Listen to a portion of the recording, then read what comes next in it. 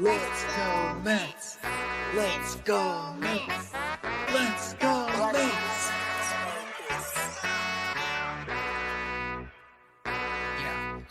Yeah. You gotta believe and invest with your heart. Orange and blue till Mets do us part. Spring training, oh yes, it's the start. City Field gritty till Mets do us part. Hit home runs and knock it out the park. Big Apple till Mets do us part. You gotta believe and invest with your heart. Listen to the show till Mets do us part. John from Brooklyn, Ibby reps NJ. With the other team, I don't care what your friends say. Mets fans, we focus like a sensei. Listen to the podcast Monday, Wednesday. Made a couple bad plays, but we still won. Character, yup, we're gonna build some. Are you gonna check the pod? Is real fun. Just like Mookie, I will, son. So invest with your heart. Orange and blue till Mets do us part. Spring training, oh yes, it's the start. City Field gritty till Mets do us part. Hit home runs and knock it out the park. Big Apple till Mets do us part. You gotta believe and invest with your heart. Listen to the show. Available now on all streaming platforms. If you love the New York Mets, check out Till Mets Do Us Part. Enough rapping. Let's get to yapping. Yo, what's going on, everybody? Welcome into another episode of Til Mets Do Us Part, where, yes, can you believe it?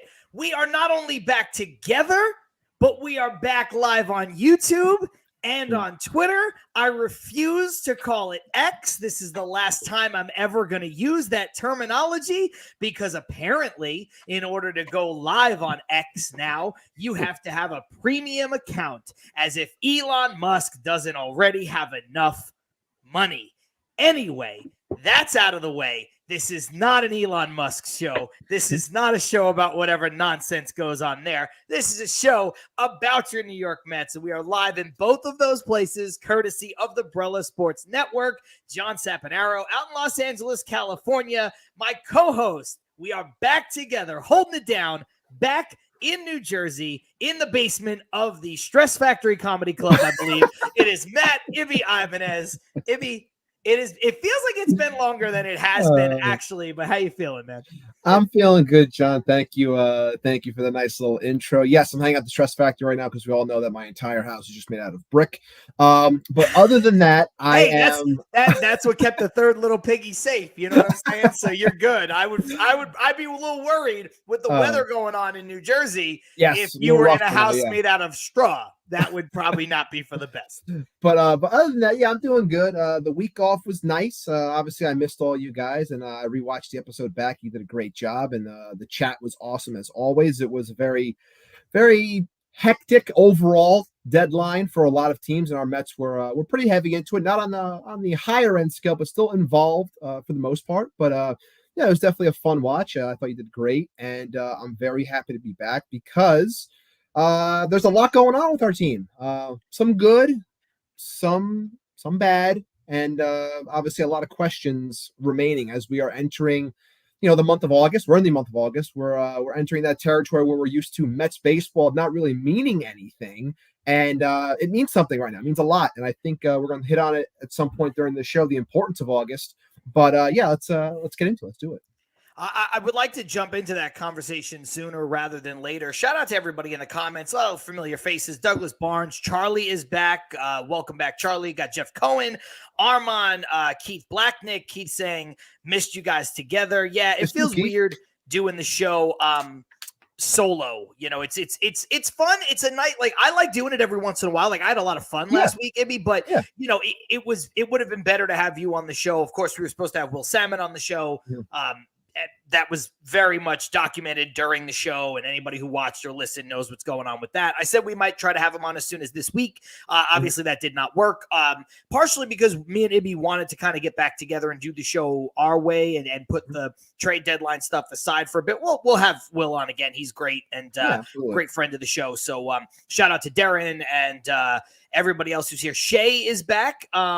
Shay moved from Long Beach back to New Jersey. Back in the Jers. He is back in the Jers. That's a big time downgrade right there. No, I'm just kidding. I'm just kidding. I like New Jersey. New Jersey's just fine. And there's you got Long Beach Island, right? In New Jersey. LBI is LBI. is a New Jersey spot. So from Yes. Long Beach to Long Beach. I don't know if that's where he lives.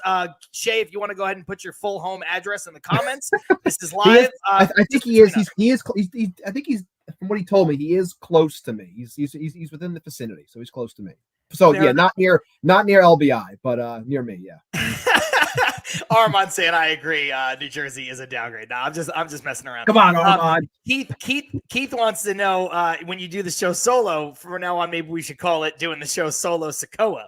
To that, Keith, I would say I think me and John both have better aura than solo Sokoa, but that's just me. That's just me. That dude has no aura. I understand what they're trying to do, but man, oh man, oh man, this is not a wrestling podcast, which maybe we need to start one now that I'm fully invested again. But anyway, welcome back. Yeah, no, it's nice. It's good to be. I watched the repeat. I said we were going to talk about the Mets right away. I watched the repeat of SummerSlam after the fact, once I already knew all the results. That's how you know I cared. I wanted to watch it anyway. I watched it on Monday afternoon, and I knew literally everything that happened, and I still watched it from start to finish. That's without skipping anything. I didn't fast forward through not one single promo. So that's how you know He's back. I'm back. I'm back, baby. Okay, so talking about our New York Mets. Look, this is this is an important time. It's an important part of the schedule. It is a on paper, it is a get right portion of the schedule. I don't know if that is something you don't play the games on paper, right, Ibby? And so far, the Mets have done more losing in this get right portion of the schedule than they have done winning. So when I look at this, the one thing I will say, just overall, with the next couple games in Colorado, then they go out in Seattle and play a good team in Seattle before going back home. I understand, Ibby, why people are frustrated. Yesterday's game, very frustrating, very annoying to watch. Yes. The Mets need to win those games. The Mets need to catch. Sometimes you run into a hot pitcher, even if it's not a good pitcher necessarily, and they shut you down and you kind of just tip your cap. You lose a game, 4-0, whatever, and you just kind of move on. Yesterday was not one of those games. They had chances after chances. Jesse Winker and JD Martinez and all these guys not coming up big. Harrison Bader's the only guy who comes up clutch in the game. But I understand why people are frustrated. But also, I will just preach a little bit of patience and temperance, Ibby, because did we not learn anything from how quickly a season can change from May to June? Have we not learned in the past how things can look really great and crumble? Have we not? The season is not over. The season is not over if the Mets get swept by Colorado. There's still going to be like 47 games left, 48 games, 50 games, whatever. There's still plenty of time. Now, I'm not saying you can't be frustrated. I'm frustrated. I'm not saying you can't be angry. I'm angry. I'm not saying that this isn't a point in time where you need to take advantage of some of those teams that you're playing and maybe gain some ground on some other teams like Atlanta, who's stumbling. Also, you're getting help and you're not helping yourself. There's plenty of reasons to be pissed. But remember that baseball is a long season. Remember that even the best teams, whether it's the Dodgers, the Phillies, the Yankees, the Orioles, all these teams that are better than the Mets and have better records than the Mets, they've even had downturns in their season. No team has been an absolute buzzsaw from start to finish in Major League Baseball this year.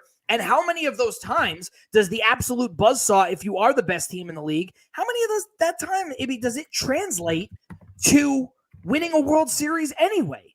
So I would just say temper your frustrations just a bit and realize that there is still plenty of the season ahead of the Mets. They're still in a good position. Yes, you can be annoyed. Yes, you can be frustrated, but don't throw it all away. Don't say, oh my God, that run for 2.5 months was fool's gold. This is who the team really is.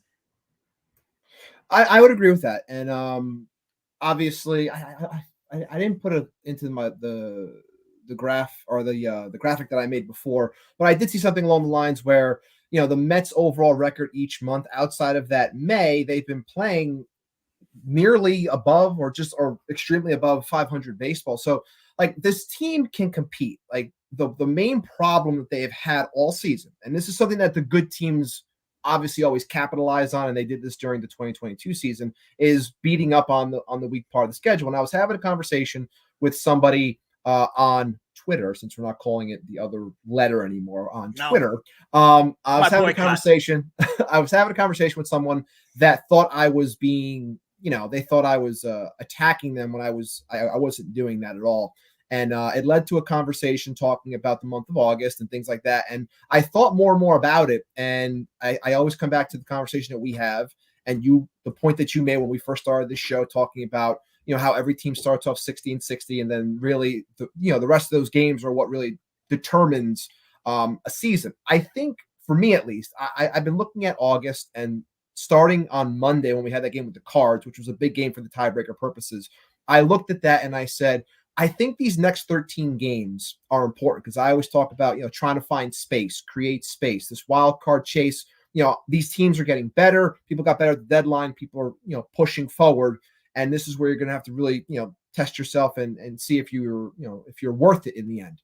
So I look at it and I go, okay, if this team can handle these next 13 games, and those 13 games included, the one with the Cards, and you have a series with the Rockies. I don't off the top of my head, I don't have an order, but I know it's the Rockies, it's the Seattle. A's, it's the Marlins, it's Seattle. Like those are the games. Majority on the road, understood. And I know, they always struggle sometimes when it comes to the West Coast. But I look at that and I go, it's a 13-game stretch against weaker teams, and I feel confident in saying that these are weaker teams based off of record and such, minus the Mariners, of course. But I look at that and I go, 13 games, you got to win 9 of those games. And like that, when I looked at, like, we're going to have 2 shows over those next 13 games. And I look at that and I go, I think that this team needs, not settling for less either. I think this team needs to win 9 of those 13 games to really stay. I'm even going to say stay within that wild card chase, keeping it close. Obviously, they're a game and a half right now. I think it is a game and a half out. To keep it close, because I really think that you have to beat up on this part of the schedule. And I know when we've heard that before, like, oh, we're comparing teams that are close to the Mets in terms of record, but we're calling them weaker teams. If anything, they're equals. And it's like, I get that to an extent, but what this team has, the depth that was provided by Stearns at the deadline, I think that they should be beating up on these teams. And the fact that they're not, I understand wholeheartedly why fans are getting frustrated when you should be winning series against the Angels. You shouldn't be losing games to the Rockies. Look, we knew you weren't going to win every single series. They were hot for a while. The offense was red hot. Lindor and Nimmo, they weren't always going to stay hot. These things happen. It's the ebbs and flows of the season. But still, when it comes to this team, I'm still very confident. And I put a poll into the YouTube chat. If you haven't voted on it yet, make sure you do. I'll take a look at it now as I'm finishing my point. The question being, as of today, are you confident the Mets will secure a wild card spot? And right now there's 24 votes in, and it's close. 54% say yes, 46% say no. So I understand that we're, at an impasse almost with, X amount of games left, that people are curious, can this team, do they have the horses to make it? And I think it's fair. I think they do. But again, I really feel that these 13 games that I'm really highlighting right now against lesser teams, minus the Mariners, are very important in terms of finding a way that can, put them in a spot to be better as we head towards September, to find out if this team can find a spot into the playoffs. I think when you look at some of the losses that they've had, and really it's just been like 2 bad ones, 2 frustrating ones. When Brazaban gives up the home run in the Angels game that they otherwise would have won. And then yesterday. And again, I'm not trying to be an apologist for them, but those are games that are very frustrating, very annoying, but also games that can happen. Sometimes you lose a game to a bad team on a bad pitch. And that's what happened to Brazaban. Then when you look at what happened yesterday with Severino, never pitching here in Coors Field, he makes one mistake, not even really a mistake. I mean, that's a fly out everywhere else. And look, I know they all count and all this stuff, but they basically lost on what was a Coors Field aided home run. That makes it to me a little bit better and a little bit worse, Ibby. Like, like knowing that they lost in some fluky ways makes me feel better, a way that anybody can lose any baseball game at any point. But it also makes me feel worse because it means that those games were in hand. And yes, I see all the comments. And you're right. Everybody in the comments is right. It's on the offense. Yeah. The offense needed to be better. The offense cannot leave all these runners on base. But sometimes offenses are going to leave runners on base. And the bottom line is that in both of those games, the Mets did just enough where they could have won the game.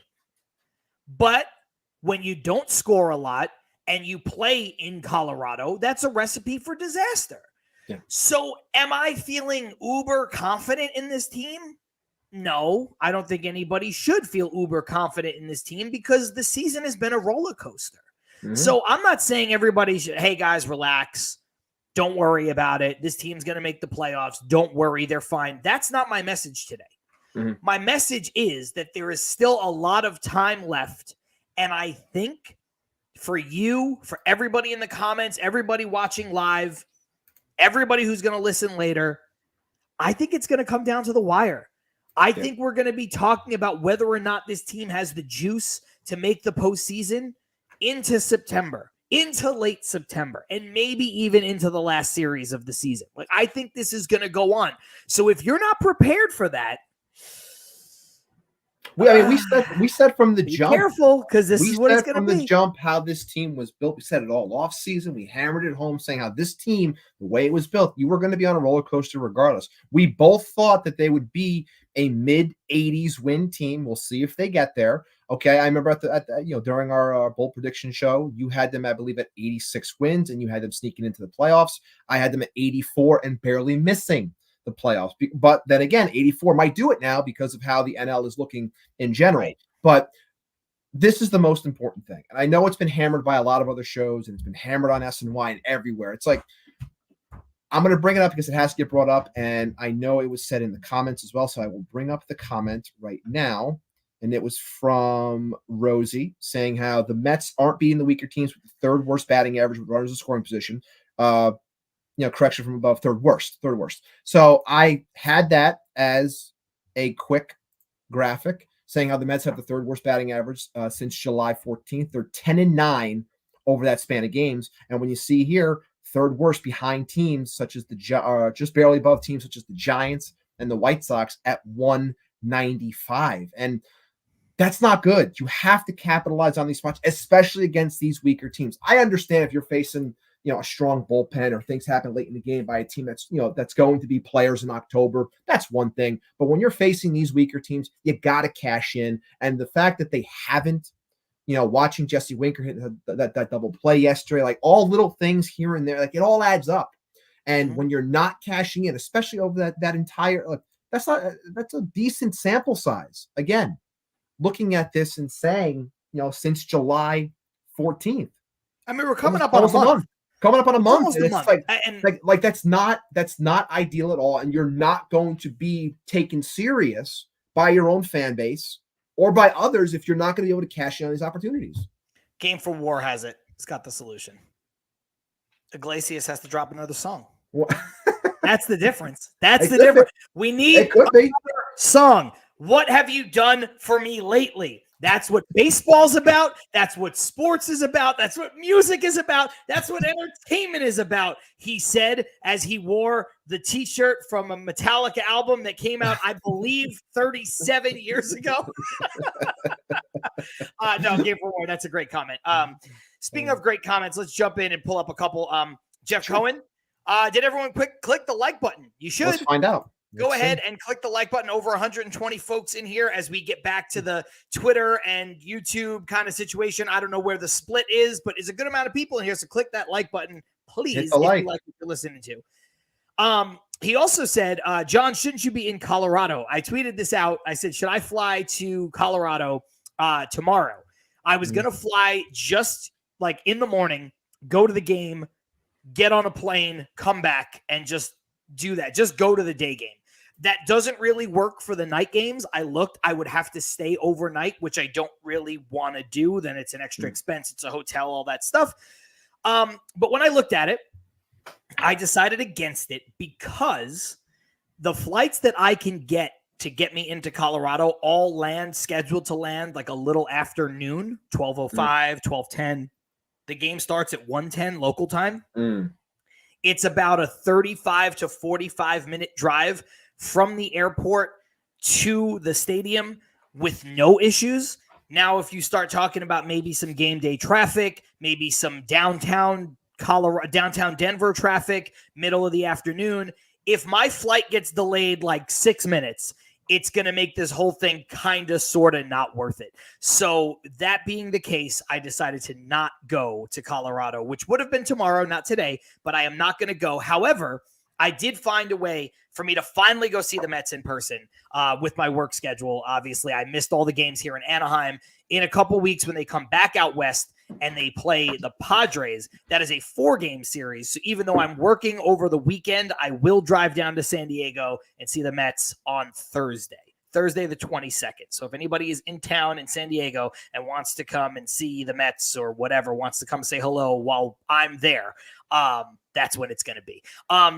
This is a good one from Charlie, saying they're in a decent position, but the one win-loss percentage is .522, which translates to 85 wins.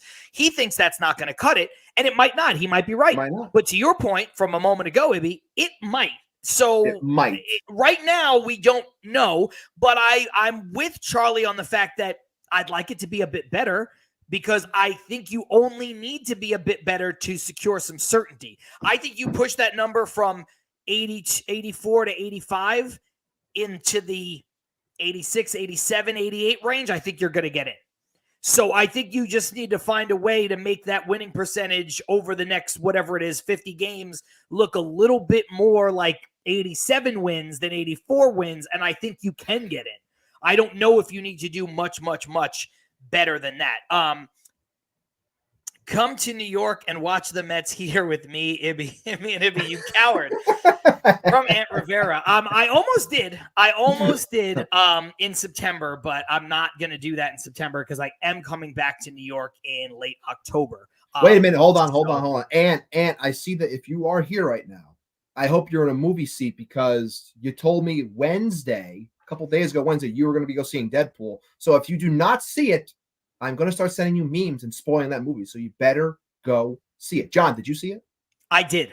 Okay, good. We'll talk about it later. My favorite part now is, and if you're at the movies, my favorite part is when Deadpool. No, I'm just kidding. It's great. It's if awesome. You like comic book movies, it's great. Yes. Mm-hmm. If you like Deadpool as a character, it's terrific. Mm-hmm. If you like funny movies with a lot of irreverence, it's terrific. And I would say that as long as you're not offended by funny movies that are irreverent, that you will like it regardless. It's very well done. It is very, very well done. And we have breaking news. He didn't. Oh. Apparently, he is not only saying that he didn't, but he is blaming his wife. He's blaming his wife. Mr. Subway to Shay. Oh, Keith with the first big spoiler out. I can't believe Piazza was a Deadpool variant. Seriously, funny, non-accurate spoilers are okay, like what Keith just did. If you did see it, don't spoil the movie. Don't spoil the movie. Yeah. Don't spoil the movie. Yeah. It's hard enough to be on Twitter the way that Ant is and not have that thing be spoiled. It's everywhere now. Yeah, I knew that I couldn't go for a week. I went into the second week that it was out. I went Thursday, like the Thursday after it came out.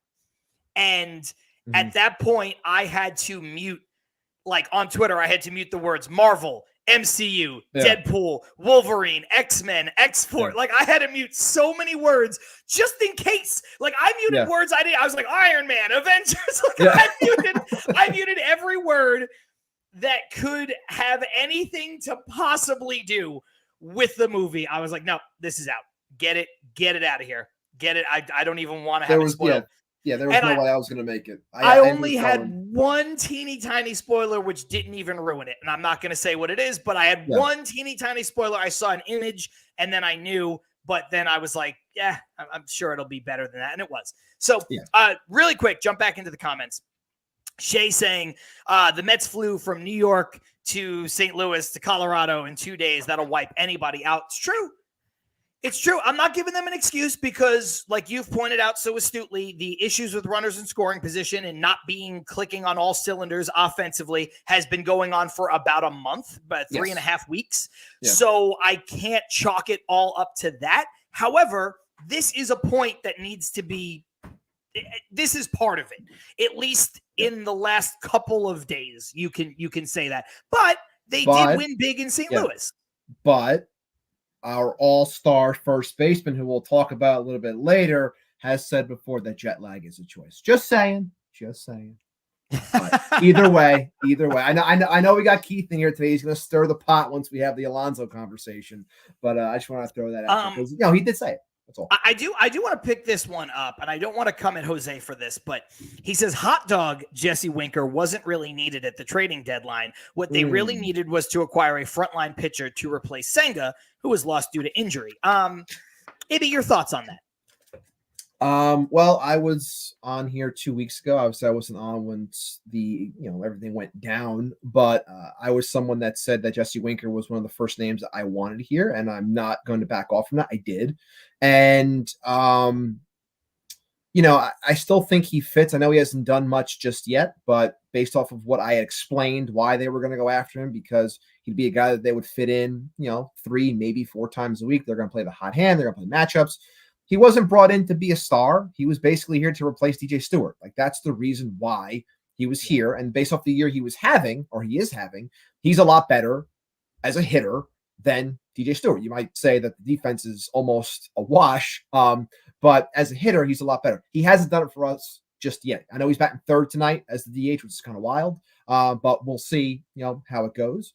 People were complaining about Tyrone Taylor playing the other day, and he had an awesome day against the Cardinals. So we'll see what happens there. But in terms of the front end starter, I understand wanting it. And I heard John have his thoughts about Jack Flaherty last week and things like that. And I understand wanting it. I thought that, I never thought that they were going to play in that part of the sandbox. I always felt there was going to be more of a low key depth moves types of situations. Now you could say, well, because Senga got hurt, that should change the plan. It's like, okay, I get that to an extent, but still, I think that it was always going to be a measured approach when it came to the deadline. And those were some things I would have brought up if I was talking with Will, if we had him on. Was that always the plan, just a measured approach? Because that's the way I always looked at it. So doing what they did doesn't shock me. Load the pen, get a depth piece for the starters, like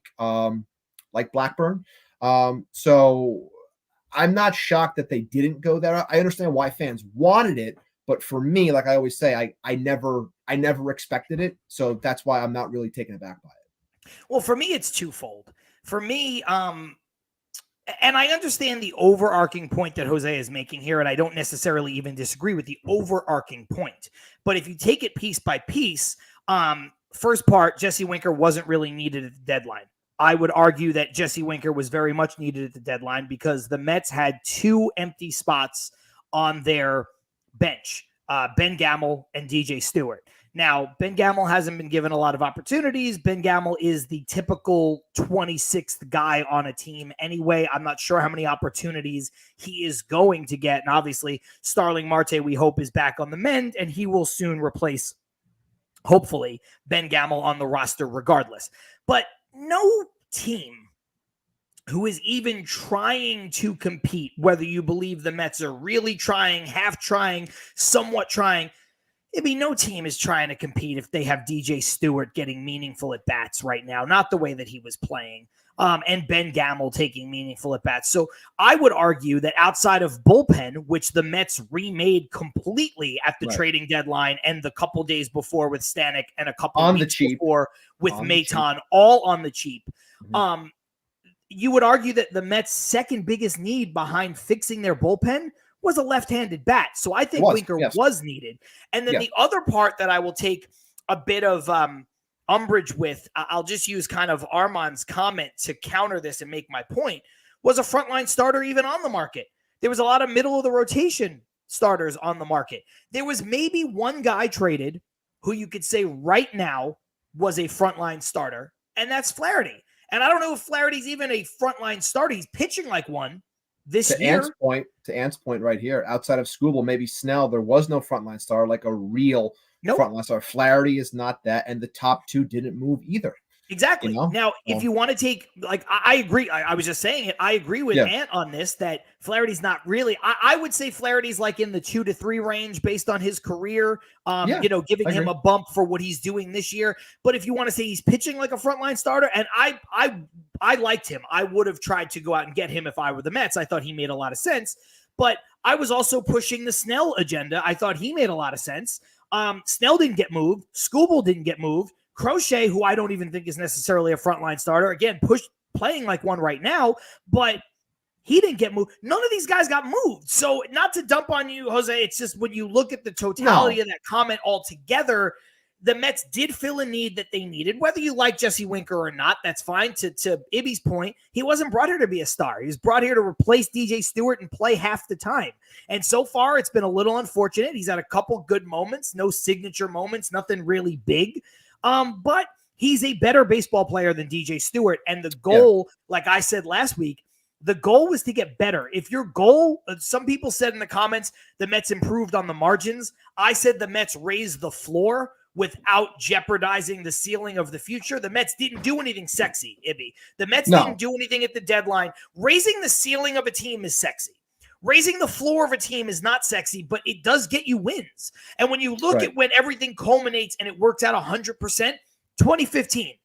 2015, they go out and they get Johnson and Uribe, and then they get Clippard, and after, at the old waiver deadline, they get Addison Reed. All of those guys just raised the floor of the team.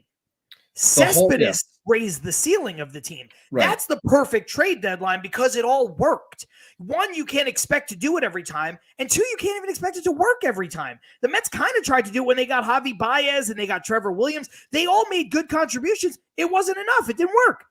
Yeah, it's just like I said 2 weeks ago, I never expected them to be, going after those bigger names because I thought the entire time I thought the plan was to just help supplement the team that they have. I never thought that David Stearns was going to reshape everything or go all in, if you will, in terms of, spending, X amount of money to bring in certain players or contracts. And like, I never viewed it in that sense. I always thought he would be on the lower end. So that's why I'm not shocked by him not going after those things. And I'm going to use this real quick as a quick callback because I knew I had made something during the offseason.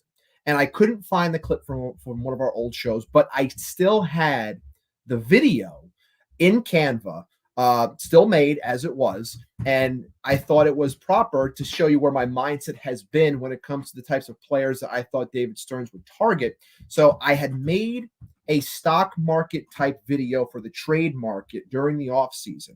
And I found it. I brought it back up and I'm going to play it right now just to show you that I was kind of in line with where I thought David Stearns' mindset might have been. So here's the quick video.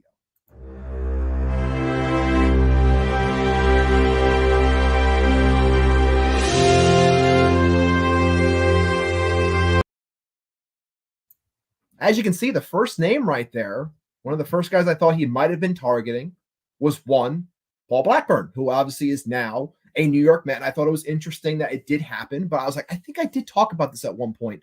But I did find the video. Here it is. Obviously, these other names didn't become, factors, but just looking at money-wise and things like that where it kind of made sense and types of moves that Stearns has made in the past, I thought that it would have made a lot of sense for them to go that route. I wasn't sure if they would have because he's coming off the injury, but they did. And obviously his first start, he looked great, and he's on the mound tonight. So hopefully he can continue being a positive reinforcement, if you will, for this team as they continue to need to find length, if you will, from those starting pitchers. Well, I mean, shout out to you. I remember when you did that, and I had forgotten about it. But you playing the graphic again, I remember the graphic, and I remember now talking about that in the offseason. So kudos to you for having him at the top of the list, and that was where they wound up going.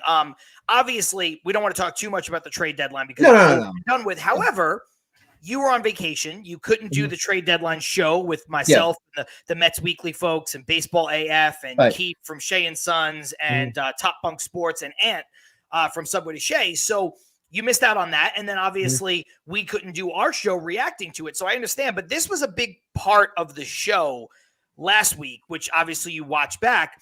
Douglas Barnes saying Stearns did a good job saving his talent for a better time. And Yes. I think, the point that I was trying to make last week, and the point that I was trying to make overall on Twitter around the trade deadline, was kind of what Douglas is saying. I agree with saving his best talent. I don't agree with for a better time part. I agree with for a better player. Correct. For a Yes. better player. Yes, because I think, and this has been my stance the whole time, Douglas knows this, everybody on the show last week, we talked about it, you know this. I'm not a push all your chips to the middle kind of guy, but I just saying throw caution to the wind, just try to win now, screw everything else.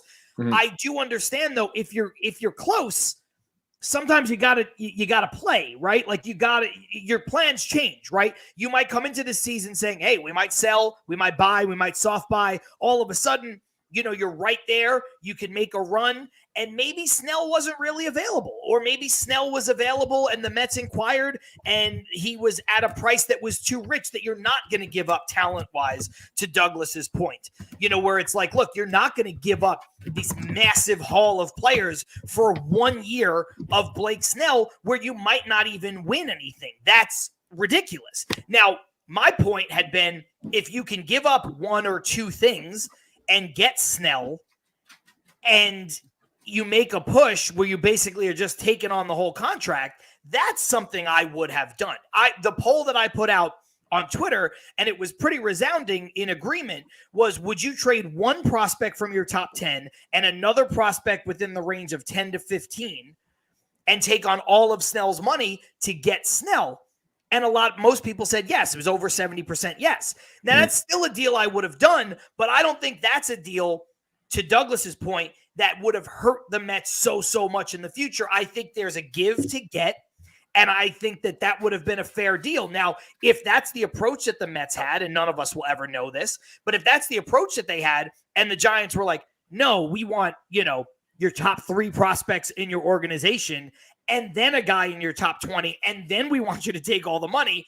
I understand why Snell didn't get traded. I understand why Snell's not a Met. So I agree with the larger point here, again, from Douglas, that he saved the talent for a better deal, for a better player. Not necessarily for a better time, because you don't know. Going back to what I said to open the show, you just don't know what a good time is or a bad time is. Maybe the Mets get Blake Snell and win the World Series. Maybe they don't get Blake Snell and they win the World Series anyway. Maybe they get Blake Snell and they don't make the playoffs. Like, you just don't know. I'm stating the obvious there, but you never know what a better time is. So I don't judge it on that. I judge it on what you could have gotten. And I think there's a comment here. Yes. From Ant Rivera saying Scooble, and of course, if he was truly available, none of us really know, would have been the only one I would have offered 5 to 10 talent for, an ace pitcher that gives you control. To me, that's the kind of deal that you're looking for. If you're going to get, Luis Robert, you're going to get Scooble, you're going to get these guys who, are unbelievable talents and they fit a long-term vision, then sure. Then you can start to dive in. Yeah, and I said it during when I was able to hop in during that Tuesday that chat. I was saying how, I still think, as much as I like how the Mets have improved their minors, I still don't think that they are truly there to be a player for a Scooble-esque talent, because then you're talking about literally, tearing down everything for a given player. And I understand, like, if it fits, like, do it. But again, even when someone would trade for that, like, example, I'll go to the top shelf. Like, if the Orioles were to trade for something like that, they would give away, 3 to 4 prospects, probably high-end prospects. And to us, that would be like giving up 7 prospects, because there's a huge difference in terms of talent. So it's like, you keep on acquiring things, you keep on letting things play out, and then you then time how you're going to give these guys away, if you are, based off of how they're doing. Like, it's an entire game, if you will, because again, they're all just lottery tickets in the end. So keep building, keep doing what you're doing. And, I fully trust David Stearns would strike when he felt it was proper for the team, but mainly for the right player. I'm going to bring this comment up from Douglas, which is a clarification on his point and also something I agree with. He said better time, meaning this trade market was too crazy. You might be able to get more in the offseason.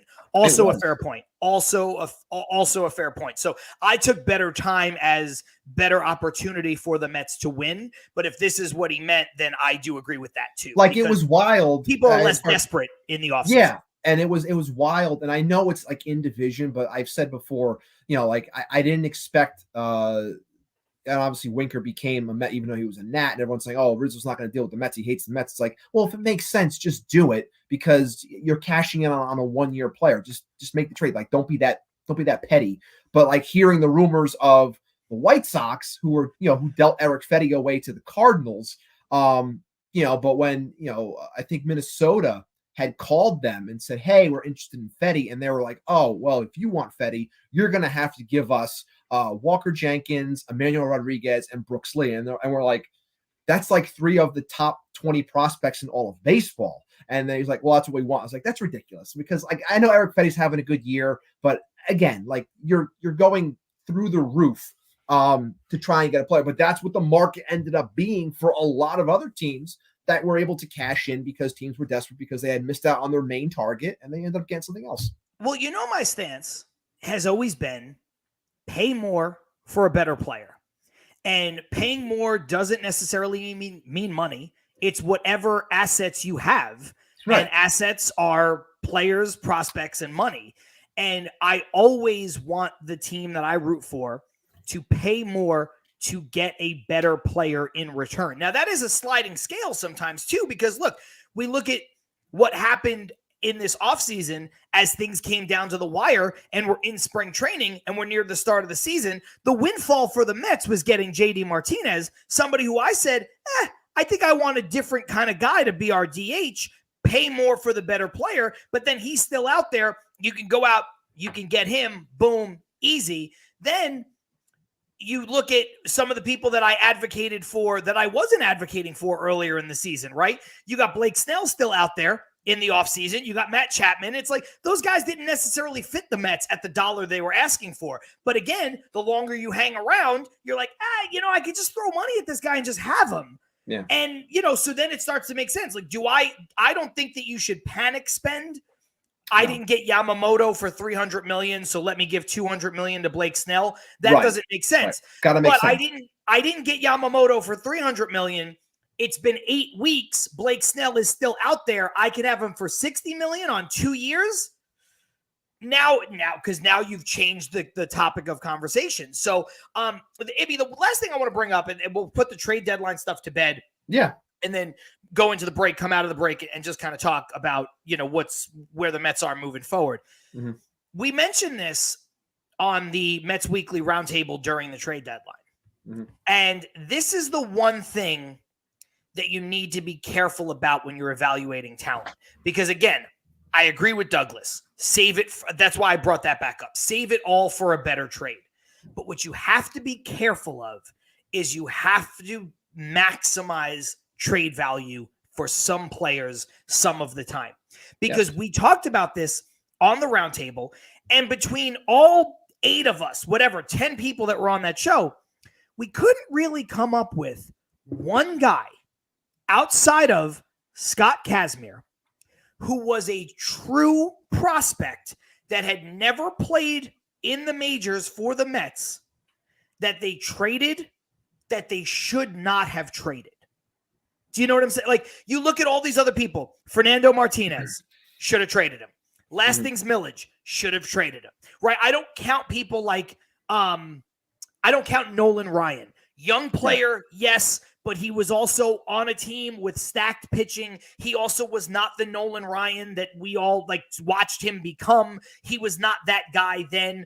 Yes, Ant was the one who brought it up. There's all these people. Alex Ochoa. We wouldn't have lost sleep over trading Alex Ochoa. We would There's not that many people. Scott Kazmir is the one glaring person that comes to mind where you're like, yeah, that prospect in that deal, they should not have made. other than that, there's a lot of people, if you could go in the way back machine, regardless of what, like last things millage for Barry Zito was the hot thing at the time. I mean, looking back, you'd probably rather have Barry Zito, right? Like Matt Harvey for Mookie Betts. Another one. Now, Matt Harvey he kind of doesn't fit because he had already played for the Mets. Right. But still, which is where you start to get into those, right? People are like, well, what about what Melvin Mora became? He was a good, serviceable player for Baltimore, and we gave him up for Mike Bordick. Yeah, but Melvin Mora was done being a prospect at that point. He was a young player. Yes. He had his better years after he left the Mets. Yes, it's not the same. You could make the same argument for, oh, God, I just had his name in my head, and it's slipped away. It'll come back to me. But all of these guys that they should have dealt, they didn't deal. And so the tricky part is you don't want to hold on to them for too long. There is a window of opportunity. It's dependent on where you are as a team and a player. Now, I'm going to say one right now that might bother some people. It might, but just allow me to get the point across. Jared Kelenic. I know that is one that people want to just put to the side, but my point had always been, and even at the time, and I've been consistent with this, and I love Edwin Diaz, mind you. It ended up working, and I'm going to explain why it ended up working. Jared Kelenic, we've seen he's become a major leaguer, not the greatest major leaguers, not of the caliber of the prospect label that he had, right?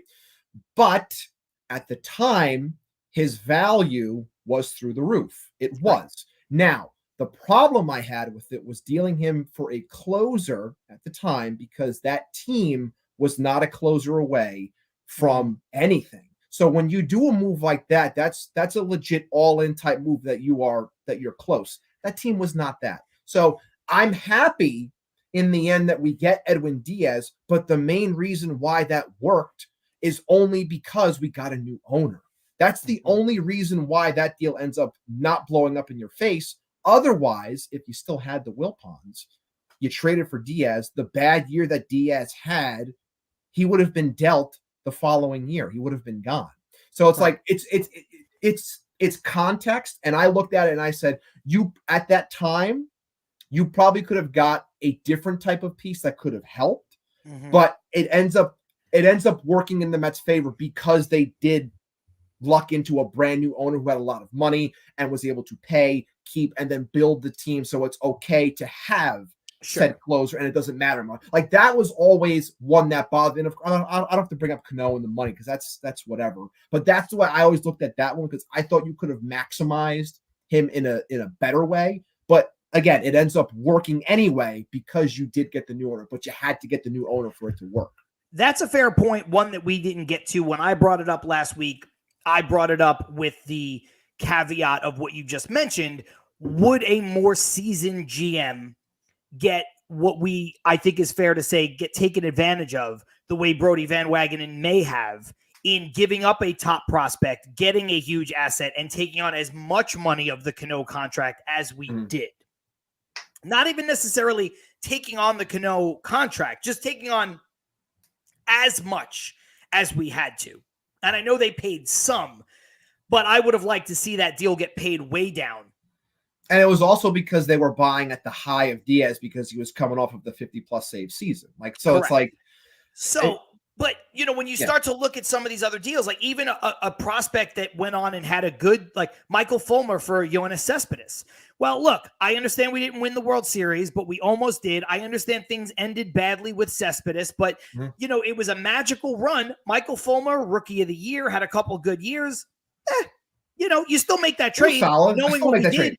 100 times out of 100, still make. And pulling up Millage, Pelfrey, and Philip Humber was the package maybe for Manny Ramirez. I mean, like, yeah, looking back, you should have made that fucking trade. Like, so I'll never forget. Like, also just to bring up because I'm looking at him right here, the bobblehead, Johan Santana. Like the guys you get, like Kevin Mulvey was a huge name for people. Right. Diolis Garcia. Guerra. Yeah, Guerra. Yeah. Like that was like, this is the next big thing. And it wasn't like, and you got Yohan Santana for a handful of years. He was fantastic. I love him. We all did. But yeah, it's just like there are times to maximize, and that was a time to maximize. Yes. And the Mets were when they made that deal for Santana, the Mets were a Santana away. They needed a pitcher badly. They did. Right. And when the Mets made the deal for Cespedes, I know it's different. One's off season, one's deadline. That was a move where they were a bat away. The Mets needed a superstar bat. You know, you even look at, Stanley bringing up the Lindor trade again. I don't really mention it because it's very short sample size, small sample size, but Jimenez was in the major leagues and Rosario had been in the major leagues for, at that point, a couple of years. So, that's another trade. At the same time, it was a 4-for-2. So like Green had some prospect behind him, not much. And Wolf was another one that people were trying to hype up too. And neither one of them has become anything for them. Isaiah Green. So nothing ever came of them. Yeah. Game for War does bring up a point. Last year, everybody and their grandmother wanted to trade Vientos away. Well, I panicked because I believed in him. But now I fear for them trading Beatty. The thing is, you have to be careful because they're not all going to pan out, right? And no, they're not. Can't worry about. Yes, maybe the Mets made the best move in the world by not trading Vientos. But to this point, I just haven't, I don't like Beatty. I just haven't seen it from him. You are kind of in the middle on that where you feel like he could still be a player. You just think it has to be somewhere else. I do. And I think now it's become a numbers game. It has to be somewhere else. Because look, I know a lot of people are joking in the comments. We'll save this for the second half. Well, next year, if Pete walks, you move Vientos to first, you put Beatty at third, blah, blah, blah, blah, blah. There's not a lot of great prospect, but free agents and for third base and trades and all this stuff. Keep saying Mets future first baseman, Mark Vientos. But Ibby, you can't just say that. Because I don't think Beatty is that good, right? Yes, exactly. I know Keith was joking, but now if Vientos moves to first, your first option at third to me is Mauricio, knowing that you have maybe Acuna, maybe Jet Williams, Jeff McNeil's still here. Yeah. Beatty's not a second baseman. It's clear he's not a left fielder, and I don't think he's going to hit. I don't think he's going to hit.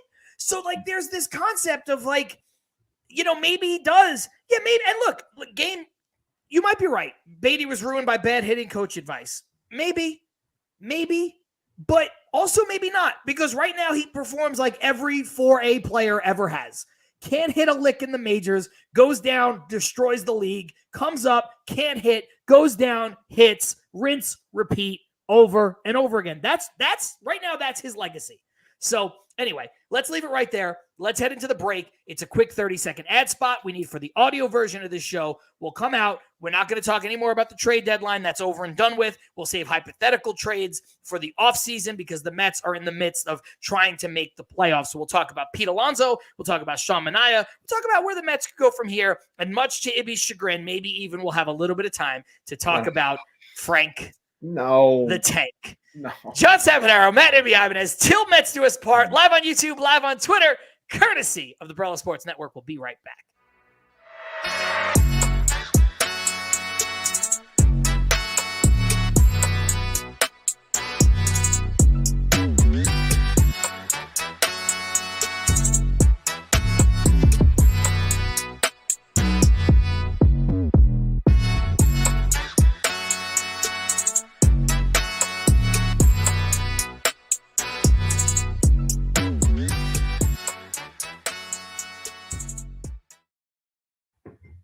Yo, we are back just like that. John Saponaro, Matt Ibanez, Til Mets Do Us Part, where we are live on YouTube. We are live on Twitter once again because we figured out all we had to do was pay Papa Elon his pound of flesh. That's right. That's right. Papa Elon. That's all we had to do. That's all. Pay the richest man in the world $11 a month or whatever it is so that he can get richer and he can make more ugly cars and we can do our little podcast and exist in our little slice of the world. You know how many cyber trucks I saw on the road on my 10+ hour drive to South Carolina? I saw a lot. Listen, a lot of cyber trucks. I'm not trying to turn this into a political podcast. I'm just saying. No politics. All I'm gonna say is it is not surprising to me that if you leave New Jersey and drive south on the I-95, that you're going to see a lot of cyber trucks along the way. That's all. We'll leave it at that. I'm going to say. We'll leave it at that. we have a lot more to talk about, but We before we get back into the conversation, Keith saying it. I had to pay Elon twice today for I bet you for the Media Goon handle and the QBC handle if I am putting that together today. Before you guys get to the Alonso talk, want the Til Mets Do Us Part exclusive Queens Baseball Convention scoop. We do, but hang on to it for 1 second. Let's do our promo. Let's talk about Independent Safes really quick. Ibby. Independent Safes, as always, is protecting homes and businesses with secure residential and commercial safes, fireproof peace of mind in every corner. Visit independentsafes.com today for security that stands strong. And I think that with the new contract that Pete Alonso will eventually get, he might buy an independent safe and put the Media Goon himself in there so he stops talking shit about him. But either way, $99, free shipping. Give them a call, whatever you need. They'll take care of you. Simple as that. Independentsafes.com. Tell them Til Mets sent you. Yeah, and of course, we have to talk about our friends over at Manscaped. We're still working with Manscaped. It's been absolutely fantastic. Use the code TMDUP site-wide for 20% off and free shipping. Ibby, when I got the new read for Manscaped, I looked at it and I understood it, but then part of me was shocked that an adult which man read? Well, Which then one? an adult might do this. So, look, I always say you might not think that you're a Manscaped kind of person. You might say, Right. John, that's good for you. That's good for Ibby, whatever. If you guys want to do that, I don't want to do that. I like my body hair where it's at. But I've always said, hey, just check out their website. Check out the breathable underwear. Check out the nose hair trimmer. Every guy needs that. Check out the ear hair trimmer. Check out the beard trimmer is something that I always mention, right? So one of the new reads that we got is talking about the beard hedger. And they're talking about the package bundle, the beard and balls bundle, Lawnmower 5.0, and the beard hedger. But in the read, it's like, don't use the same trimmer for down there that you use for up here. If there are people in the world using the same trimmer for that you use for this, do me a favor. Use the code TMDUP at manscaped.com for 20% off and free shipping, and at least get one other trimmer. If you want to keep your inadequate trimmer that you're using right now that is not skin safe like the Manscaped stuff is for your downstairs, that's on you, man. You want to walk around cut up, that's fine. Keep the one down there, but at least get a new beard trimmer so that you're not using the same thing. And if you want to get a new down there trimmer, I wouldn't recommend you taking that one and using it back on your face. You know what I mean? Like I wouldn't recommend going that route. I think once you use it anywhere, once you use the beard trimmer, this is just a PSA brought to you by Manscaped. Once you use a beard trimmer, I don't care if you're 17 years old or 77 years old or anywhere in between. Once you use a beard trimmer anywhere else other than your beard, it's not a beard trimmer anymore. No, not a beard trimmer. It is gone. That's it. It belongs elsewhere. Put in a different bag, put in a different part in your bathroom so that you don't make that mistake. That is gross. So that is my PSA. I was going to just do the read, but I'm not doing the read because it's better as a PSA. So if you have one trimmer that you're using for your face and downstairs on Til Mets Do Us Part, TMDUP is the code. Go to manscaped.com. Get a new trimmer immediately. Get 20% off. Free shipping. Okay, that's my rant. I wouldn't be shocked if some people were doing what you said not to do based off of, the people that attack you or attack me on Twitter. It wouldn't shock me if they were, sharing the same one. But as always, I'm still in the comments letting them know that 20% off on us. I'll always take care of them, but kill them with kindness. Yeah, look, this Keith saying you can really call someone a dick face, I think, if they do that. Jeff Cohen saying trimmers are separate for a reason. And Douglas saying, one trimmer only. Trim your balls. That's never right. Trim your beard. That's fine. That's fine. Yeah, just don't go back and forth. Okay. Let's talk quickly because I think the Pete Alonso thing is going to take on a life of its own. Let's give flowers really quick to Sean Manaea. Yes. Aunt Rivera called him our tribal chief. One's Let's up. acknowledge him. One's up. Our tribal chief. But yes, Douglas Barnes asked this earlier. Can Manaea pitch every day? Sean Manaea has been fantastic. Goes without saying. 2 starts ago, 7 innings, shutout ball, no walks, 11 strikeouts. Last start, 7 innings, no walks, shutout ball, 10 strikeouts. He's been electric. And they said on the broadcast last night, Ibby, that he watched what Chris Sale did versus the Mets, and he thought, well, I could maybe change my arm angle a little bit, hide the ball a little better, and maybe pick up some, like do a little bit of what he's doing. And it's worked in spades, throwing across his body more. And it's given him velocity on his fastball, which is strange, but it is. It's given him extra break on his breaking stuff, and it is making him more deceptive. And he has been terrific. And Keith said it last night on the broadcast. If he pitches like that, he's a frontline starter.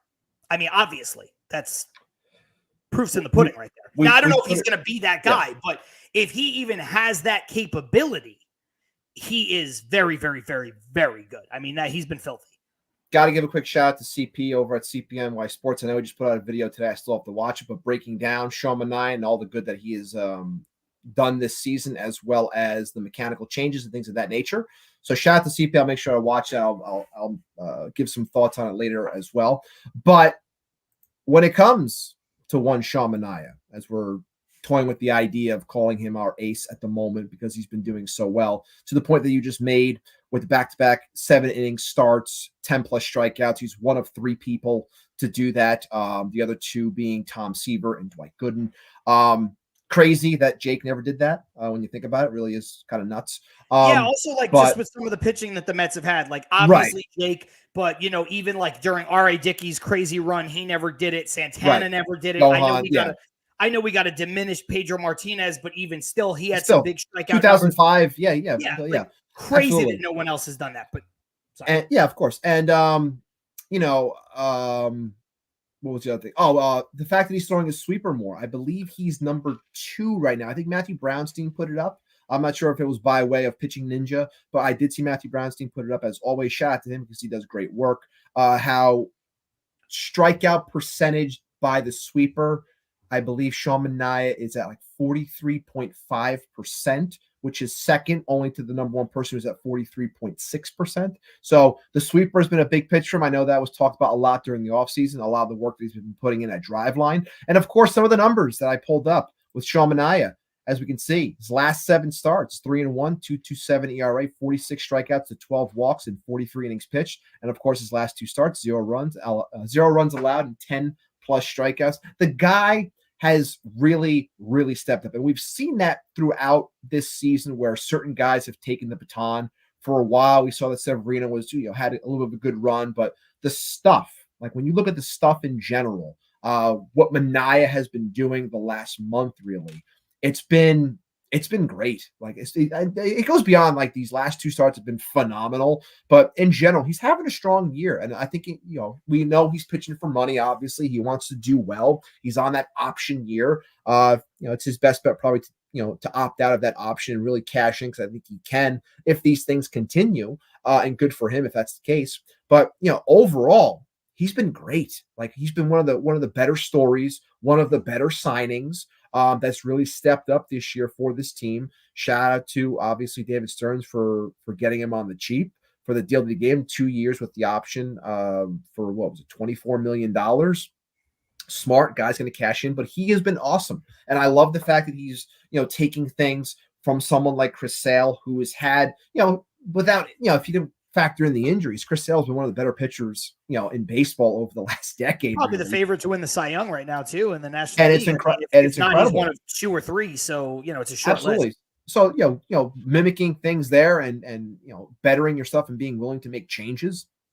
That's awesome. And from everything that I've read, he's a great guy too. So it's awesome to see the success of Sean Manaea, and I hope that it continues because this team needs length from its starters. And if there's one thing Sean Manaea has been doing this entire season, it's providing length when he goes out there to pitch. Absolutely. Jump back into the comments here really quick. Douglas Barnes saying, Sale helped him, so what are the Mets paying Hefner for? Which is a great comment. That's a good one. just to jump back into our last thing for a second, Paul Revere, I love Manscaped. Awesome product. I also purchased Mainscape for my horse, and he loves it. Yes. Love Hop you, on over, get some Mainscape for your horse. And Steph saying manscaping is a must. Sorry, guys. And then later on, she said, you're giving people good advice, John, by saying use 2 separate trimmers for the love of God. But back to Sean Manaea. Yes.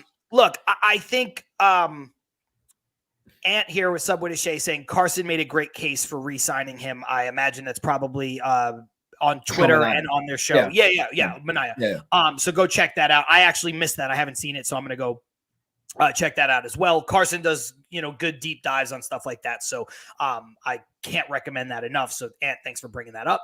Ibby, I think of the people that the Mets have signed to these 1-year deals, they have all made a case to stay. That's Severino, that's Bader, that's Manaea.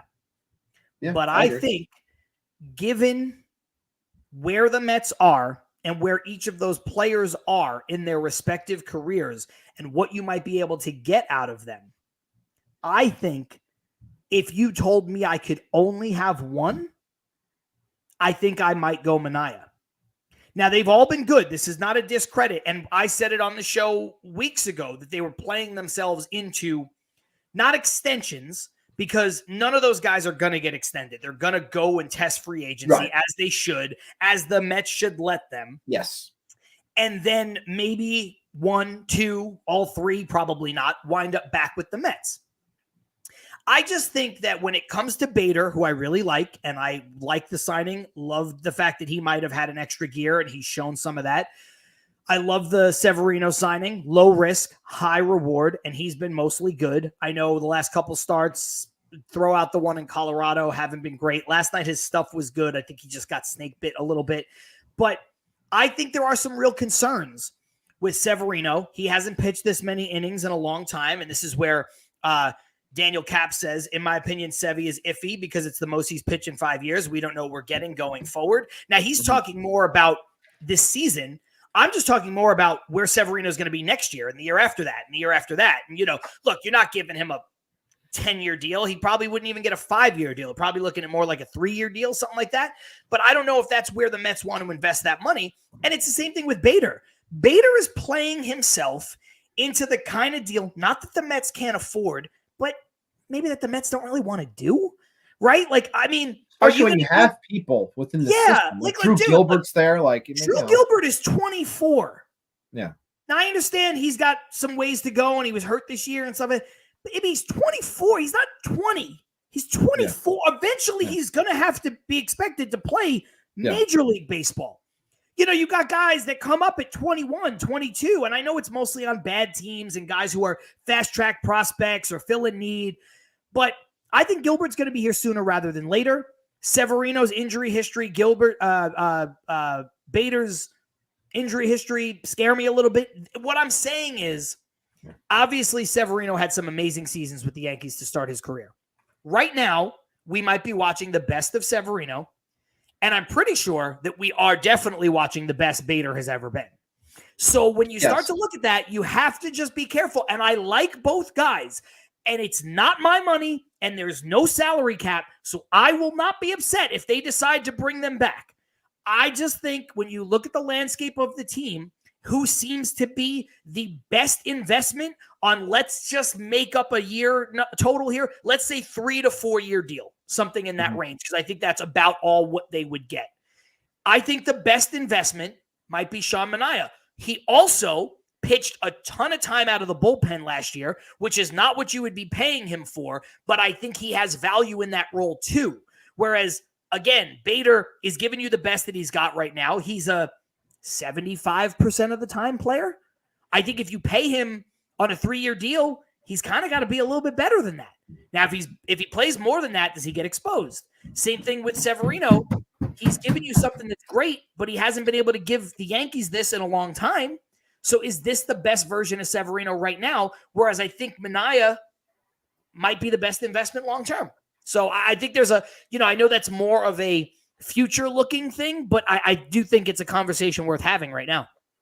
Absolutely. And it would be interesting to see, because I do think if he continues this, he will opt out and he will get a lot more money. Like, it wouldn't shock, because I think Manaea is 32 years old. So if he opted out and said, and he ended up landing a deal for like 3 years to take him to 35 for $20 million a year, like, that wouldn't shock me. It really wouldn't. And could be from the Mets, could be from someone else, because there are a lot of pitching starved teams. So we'll see how things go. But no, I agree with you. I think stuff wise, what I've seen so far, if I had to choose and other options that are here throughout the system that can fill in other spots, I think Manaea would make the most sense to retain out of those three. But again, to bring it back home, like what he's been doing, he's a big reason as to why this team is where they are, helping the bullpen every time he goes out there, and striking people out. It's a big thing, just handling himself and doing it efficiently. That's the biggest thing, and that's what we've been asking for the longest time when it comes to our starters. He's been doing everything that every Mets fan has been wanting for a while. Yeah, I think this is a good point too from Ant, saying getting Soto, of course, or even Anthony Santander takes away Bader. And I think both of those guys fit the team better because they both offer power. Santander's a switch hitter, plays right field, not center field. Obviously, Soto's not going to play center field either, but you still have Nimmo, who can go back to center field for a year while you figure it out, or go back to center field until Drew Gilbert's ready. There's a lot of moving parts you can do there. I like Bader. I see people in the comments saying it looks like Bader is having fun. I think Bader could be a good Met. Again, I'm not going to be upset if Bader comes back on a deal. I'm just using this not as a way to put them down, but just kind of looking at it realistically. I think that it's not all of these guys are going to be back, even though they have all played well enough to be back. Sometimes, and again, it's not a matter of the Mets being able to afford it, but sometimes guys play so well that they take themselves out of your plans. I mean, there's really nothing you can do about it, right? Like, if Severino is mediocre and he takes another 1-year deal next year, well, then I think the Mets are in play. If Severino wants a 5-year deal next year, I don't think it's going to be with the Mets. I just don't see that happening. And then, you look at it here with Armand. Do the Mets put the qualifying offer on Sevy and Manaea? We know one person's getting a qualifying offer. That's Pete Alonso. That's a no-brainer. That's an easy one. The way the pitching market is, Ibby? 100%. I would. 100%. What's the qualifying offer? It's less than $20 million, isn't it? I want to say it's 18. 18 or 19? I want to say it's like in that range. I put the qualifying offer on both of those guys without a question. Yeah, 100%. Because they are both going to want multi-year deals, and it would be you would raise their salary, by double. You double it, basically. Manaea's making just over 10, right? 12 million or something like that. 12. So you slightly less than double his. But you would basically double Severino's because he's 1 year, 10 million. So I think it's incentivizing enough that they might want to take it, but they won't take it because they're going to want multi-year deals. So I think thank you, Charlie, from Armand bringing that up. Thank you, Charlie, for 20 million. 20. Thank you. Okay. Thank you, Charlie. I know it goes up every year the same way like the salary cap in football goes up every year and stuff like that. So thank you, Charlie, for that one. Let's talk about this really quick before we get into the conversation with Pete. Do you think the Mets skip, this is from Jeff Cohen, do you think the Mets skip Sevy the next turn because he's pitched the most since 2018 and needs a break? I think it's possible. But I know this team's in a tough spot when it comes to starters, and do we want to see certain people get back on the bump for starts? I think it makes sense to give him a breather. I do. I thought he pitched well last night. I thought the team, the offense just kind of faltered behind him. It wasn't there to support him the way he needed it. Wasn't the worst of starts, not the greatest, but it wasn't the worst. Did well enough, I thought, to potentially win a game. But I think it makes sense. But I don't know if they'll do it based on where they are. Like, long term, yes, it makes sense. But like I said, I do think that these 13 games are important, and the stretch is important to put your best guys out there. So I'm curious if they would. Does it make sense? 100%. But will they? I'm not sure if they will. Yeah. I get the logic. I think with the amount of games that they have, I think needing to win games, I think Severino, for everything we just talked about, has been one of your best pitchers. Obviously, at times he has been the best pitcher. That is not the time that we're in right now. We're not living in that timeline.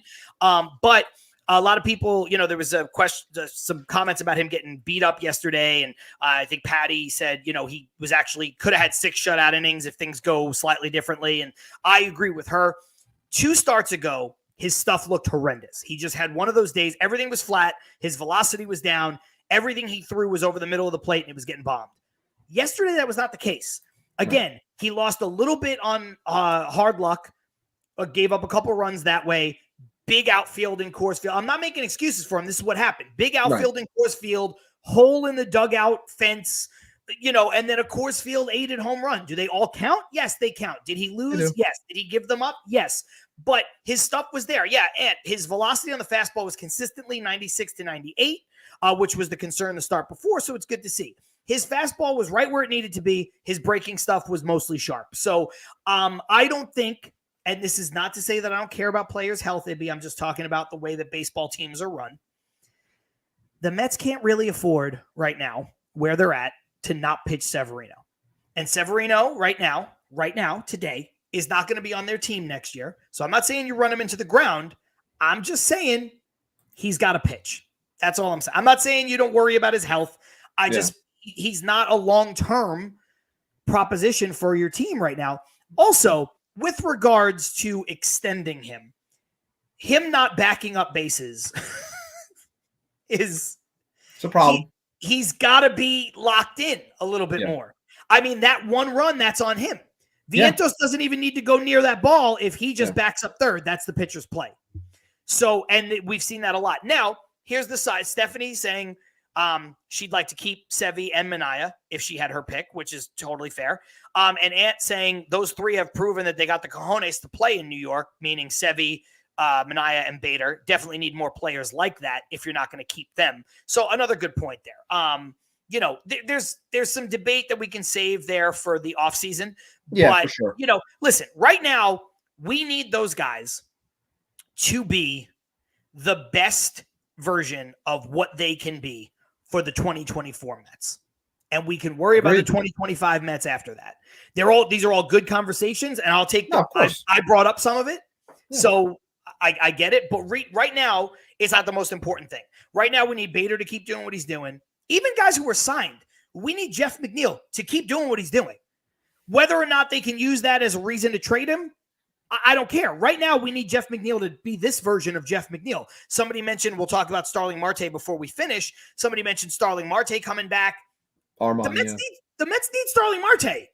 Like, they need him right now. They need a player like that so they get Ben Gamel off the roster. So, we can worry about the 2025 Mets later. So let's talk about Pete Alonso. Jeff Cohen says, what are your thoughts on Alonso's comments? I thought it was what his agent told him to say. Your thoughts on Alonso?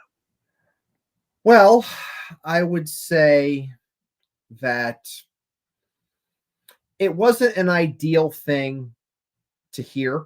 And I'm going to read it verbatim right now because I want to hear it again. I have it right in front of me. And his comment, for those who don't know, but I'm sure a majority of you do know, but he said, I'm on pace for close to 40 homers. I was an all-star this year. To beat myself up over that or be frustrated, there's really no use. I'm really excited for the end of the year where we get to be playing winning baseball. I'm happy with what I've accomplished this year so far.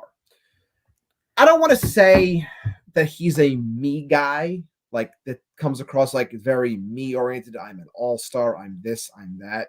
I think we can all agree that we had an idea of a Pete season, especially a walk year. Like we all had an idea of what it would be.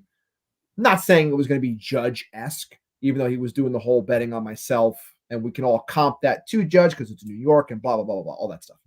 But we had an idea of what that season would be. And it hasn't been that. And he's not performing with guys running the scoring position and, strikeouts in big spots and what have you.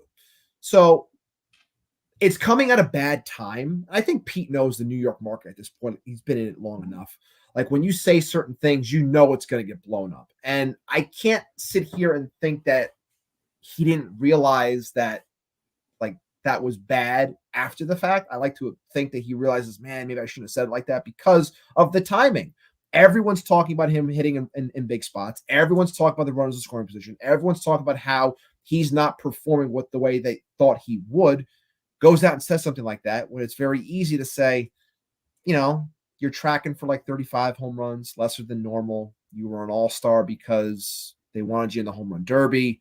We all know that Lindor or Nimmo should have been all-stars. Like, there are a lot of things that you can pick apart from what he said. I'm a Pete fan. I like Pete. Okay. I don't think Pete's part of the problem in general for the franchise in general, I should say. I think the franchise has failed him a lot of the time. But I just felt that hearing that, I thought it was bad timing. Like, yeah. I can understand when people say that comes across as, you know, Scott Boras talk or saying what you think is the right thing because you're in a free agent walk year. It's like you want to, you know, you don't want to be too cookie cutter, but you want to, you know, be proper. I talked about it with Ant when we did the crossover episode 2 weeks ago or 3 weeks ago. Like, this version of Pete feels a little bit out of place. Doesn't feel like the LFGM Pete. Feels very buttoned up. Doesn't feel like the, you know, homers are sick guy, or you know, it doesn't feel. And I've been saying, like, I don't think that the vibes around Pete have felt proper at all season.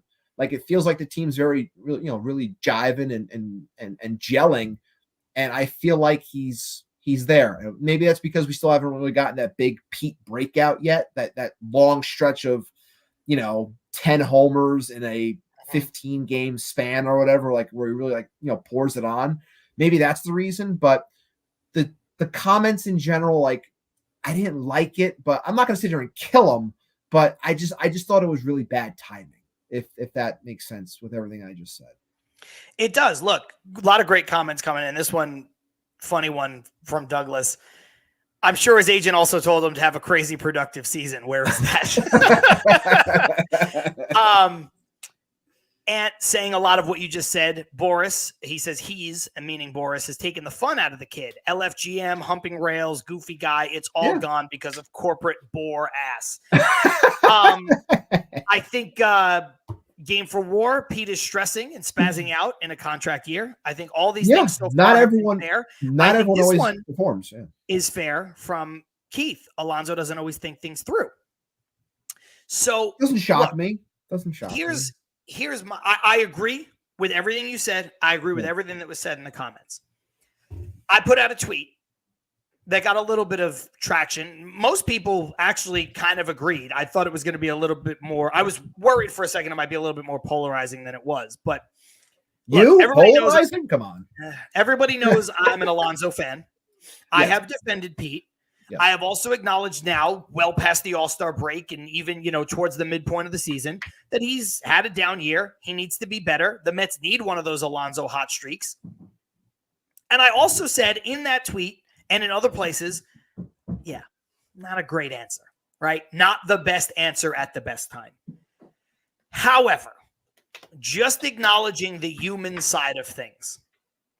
One, like you said, like Game for War said, not everyone has a walk year like Judge had, like Soto is having, like Max Scherzer had when he left Detroit. Not everybody has those seasons. No. Some guys bet on themselves and it works. And they go out there and they show out. Some guys would rather have a deal in place and a home and just be content, and it doesn't make them lesser ball players. Now, yes, obviously, objectively, the people that I mentioned, Pete is not as good as Judge and Soto. I understand that. But what I mean is, it doesn't make Pete a bad guy, and it doesn't make Pete a bad ball player at what he does well if he has a bad walk year. Some guys have bad walk years. Some guys have bad first free agent contract years. Look at what happened with Lindor when he came over. Slow starter, typically. Started slow, really never got out of his own way, just signed this massive deal, changing markets, different city size, different league, different organization than he's ever known. So people are affected differently. I'll say it again. They're human beings. It's not MLB The Show. You can't just say, what's Pete Alonso's rating? 97? Cool. Plug him in. Give him a contract. Easy peasy. Slowly his ratings will go down as he gets older. And then that's it. Baseball. That's not how it works. The second part of the human element, and I don't know if people are going to give me shit for this, but it just is what it is. No one in the comments, not here, no one in the comments on that video. I saw people repost it. I saw people comment in that video, whether it was on SNY's feed, in the Mets feed, whatever. 99% of the people in those comments would not be able to even answer that question if a microphone was shoved in their face. And what I mean by that is, at their job, they don't have that kind of scrutiny. At their job, they've never been on a microphone. At their job, they're not media trained to accentuate the positive. I have worked with people, athletes, if you want to call them that. I have worked with performers, competitors, who are good at one thing and don't know how to talk on a microphone. Yeah. And they are taught certain things. This goes to the point where Keith was saying before that Alonso doesn't think things through. Alonso's is a big, goofy dude. I'm sure he wasn't great on the microphone before he started learning how to be great on the microphone. Media training for athletes and people in Pete's position, they're told, accentuate the positive. Somebody asks you a tough question, spin it and accentuate the positive. So when he says, I'm on pace for just under 40 home runs, accentuating the positive. I made the All-Star team this year. You think he's thinking, I fucked Nimmo and Lindor out of the All-Star team? No. He's saying, I made the All-Star team. It's pushing the positive out there. And I think people need to understand that sometimes, like people don't perform great in walk years, some guys aren't natural. I had this, Stephanie commented on my post, and she was like, well, Lindor raises the bar as far as answers go. And I'm like, yeah, he does. But one, not everybody's Lindor. And two, people still give Lindor shit. Yeah. Oh, that's not a leader. That's not what a leader would say. He's not a leader. So, listen, I'm sorry, Douglas, if you think it's a silly point. It's a real point. I've worked with these people. I've interviewed these people. I've talked to these people. I've helped media train people. So it's a real point. You might think it's silly. You might not care. People might disagree with me, but they're human beings. And Pete was probably taught, now I wasn't there for it, but Pete was probably taught at some point, man, just, if they ask you a hard-hitting question, just lean on the positive. Lean on the positive. Well, I'm Pete, how do you feel about your season, the way it's gone so far? I'm, little down, but every year that I've been in the league up until this point, I've averaged 45 home runs and 115 RBIs. I know I'm a little short of that. I'm going to do my best to try to get to those numbers, which are among the best in the league. That's how people are trained to talk on the microphone. If you don't like it, sorry, you're not going to do better. So just be human about it. That's all I'm saying. Yeah, and I think a lot of times also when it comes to the New York fan, and to continue what I was saying before, I think when guys come across very, very honest, even in those tough times, that's when they gain more respect. So I think instead of saying, and again, this is Monday morning quarterbacking, and again, I've never had a microphone shoved in my face like that with 15 people in front of me ready to pelt me with questions. I've never had that with the weight of a contract over my shoulders as well. So I've never been in that situation. But instead of saying something like, I'm an all-star, I'm on pace for 40 home runs, if it was more along the lines of what you said, and it was like, look, this year, not going as great as I wanted to. I know what I can be as a player based off of what I've done before. And I plan on, in so few words, like getting my head out of my ass, but like using the proper verbiage in that spot. I think that would have landed better and people wouldn't be talking about it as much, but because it accentuated the positive almost too much, where people were going to say like, look, dude, there's, like I said before, like there's other people that should have been in the All-Star game. Like we know what happened with the home run derby, like all that stuff. I think that's why it got such such bad press, if you will. So it's just like, but again, that's literally tweaking 2 or 3 words, and that goes along with anything. Really. Like when you tweak 2 or 3 small things, it changes the entire look of everything. So I think if it would have been handled in that sense, it probably would have been better. But again, like I'm not going to kill the guy over what he said. I'm more focused on like, just go out there and do, man. That's it. Just go out there and do. Yeah. I mean, look, again, I'm not trying to like, blindly defend him, right? I already acknowledge it was not a great way to answer. I just think like it's not so easy to just be like, don't do that. Just be better. Just answer the question better. Jump back into the comments really quick. Keep saying every athlete needs a Paul Heyman. It's true. Listen, not for patting myself on the back, but you were like, hey, John, if Pete gave the answer you gave, I think there'd be less of an uproar. I'd like to think that I'm better at public speaking than Pete Alonso. Yeah. But I've trained to do it. That's also it's the thing that I'm best at. It's the thing, like, some people fear public speaking more than death. Okay, well, I for the longest time, like in front of any group of people and talk about anything you want. And I'll tell you right now, like for the longest time, like my entire childhood, growing up, high school until I got to college, public speaking, deathly afraid to public speak. But listen, ready? And the reason why it changes is because I go, well, if I want to be a teacher, I got to be able to speak in front of people. Right. But it's literally going into a class in college, a public speaking course, and the woman's name's escaped me, but she did a great job because every assignment that we had to do was based off of something that you love, that you want to talk about. Go up there and talk about it. So I'm up there talking about things that I love, which made it so much easier. And I'm talking, and that's how I learned to get more comfortable. But again, that took time. That took, and I still get better and better. Like I feel like I've gotten better on this show. If you listen to episode 1 versus episode 153 that we're on, there's a huge difference in terms of how I speak, the words I use, and things like that. So like it takes time, but yes, it's definitely a different monster when you have, like I said, multiple people in front of you, hounding you, ready to kill you, especially if you had just like an 0 for 3 game and you struck out with the bases loaded. Like it's a different animal. Sometimes you think you're ready and you're not. Sometimes you lose yourself in the moment and it just, things just come out and it's improper. I'm not going to kill him. I'm ready to move on. Jump back into the comments here. Patty said John is 100% correct. D said, it's a non-issue for me. Guy got defensive. It happens. Douglas saying, my job is not the same as Pete's job. Pete has more of a spotlight, and he has never been great at answering questions. That's fine. But, again, just acknowledge that that's part of it. Ant saying something similar to what you said. I hate public speaking, so I feel his pain.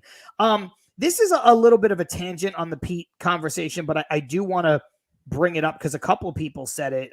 Daniel Cap said, in my opinion, it was a mistake to not trade Pete because he's going to walk for nothing. He followed it up by saying media will eat the Mets alive if they lose him for nothing. And Stanley saying they should have traded Alonso. Should they have traded Alonso instead of letting him walk away? Ibby, that my stance was adamantly not on doing that. But also, once the Mets weren't selling, you just can't trade Alonso. No, they were never going to trade him based off of where they were at the deadline. If this team continued the route of May, like a lot of us thought they might have if they just rolled over, different story, completely different story. But that's not what happened. This team was in it, and you were doing it without Pete having the type of year that you thought he would be having. So if you have that in your back pocket, saying, "Well, if he can wake up, like we're in an even better spot because everything that we've signed, these guys are stepping up. If Pete can become Pete in the second half, like the way we think he can, this can help us even more." So no, they were never going to trade him. And again, if the guy walks, you get your pick, you move on. And I argue with anyone, and I'll continue to argue with anyone. If you were trading Pete Alonso at this deadline, you're not going to get as much as you thought you were going to get. And odds are the pick that you end up getting, if he does walk from a qualifying offer, is probably going to be equal, if not better, than what you would have got from someone via trade. So again, temper your expectations when it comes to stuff like that. And I would say they made the right move not dealing him, allow it to play out. And again, it annoys me how everyone's just like, they automatically think because it's Boris and you didn't sign him that he's going to leave. It's like, Brandon Nimmo was the same thing. Brendan Nimmo was the same exact thing, and he stayed. We'll see what happens. Let it play out. We always said that you got to just let the chips fall where they may. Trust David Stearns, and that's it. That's all. This is a good one from Keith saying Alonso's camp should be pushing him to be more media savvy. But I think that's easier said than done. But what I think is important from this comment, it kind of ties into what you and Ant were talking about in Ant's comment from earlier, where it's like, I think Boris has lost his touch a little bit, because we always joked about Boris and like, oh, eventually like guys aren't going to get, and guys always got the deal. He always got guys the deal. He always got guys everything. Now, Douglas said earlier, Pete hired Boris, so I can't blame Boris because nobody forced him to hire him. Right. But my point is this, I don't know if Boris's tactics work that much anymore.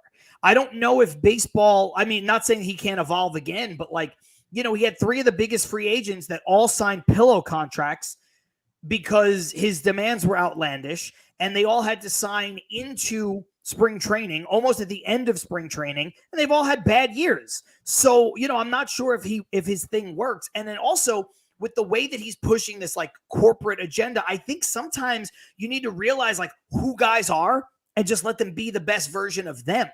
You know, even in the media, you know, if you want to tell Pete like, hey man, you know, don't drop an F-bomb because like, you know, fans in Minnesota don't like that. And you want to just be careful, kind of push that away until you find out whether or not you're, you know, staying with the Mets or going to Boston where that'd be cool, going to Chicago where that's cool. You don't want to eliminate, you know, fan bases. You don't want to alienate teams. I understand that part of it, but like, you can't have him try to be somebody he's not while also putting this pressure on him. So if you call that being more media savvy, I just think Pete needs to be more himself. I know you'll appreciate this. I said this to Ant during our crossover when we were talking about this similar subject when it came to Pete. And I said, and you'll understand it, I comped it by saying Pete Alonso feels like Attitude Era Stone Cold when he came out wearing the suit, trying to act all proper when he was next to Vince and trying to be something that he wasn't. Everyone's like, this just looks weird. Like, this isn't the Stone Cold that we all want and love. We want Stone Cold in the Daisy Dukes. We want him stunning people, drinking beer. Like, and then, you know, obviously the whole story progresses. He turns, loses the suit, shirts underneath, you know, goes back to being who he normally is. It's like, that's kind of what we want for Pete. Like, Pete's in that suit and the tie's on too tight. And it's like, this isn't you, man. Like, just relax, be you, like, be goofy. You know, if you want to put on some Daisy Dukes, look like a clown, like, do what you want to do, man. But like, that's what we want. And it feels like he's gotten away with it because he thinks he has to be something that he's not in order to get what he wants. And it's like, that's not what got you to the dance, man. It's not. Absolutely not. Yeah. We're over time already, but I guess we can go for a couple minutes longer. I am just going to say one thing about this person, and then we can move on. Oh, Christ. Just one thing. Just one thing, and then we can move on, and we can talk about what are we missing? What did we forget? I'm just going to bring up. I saw someone brought up Sproat. I'll bring that up real quick, but that's the last thing I got.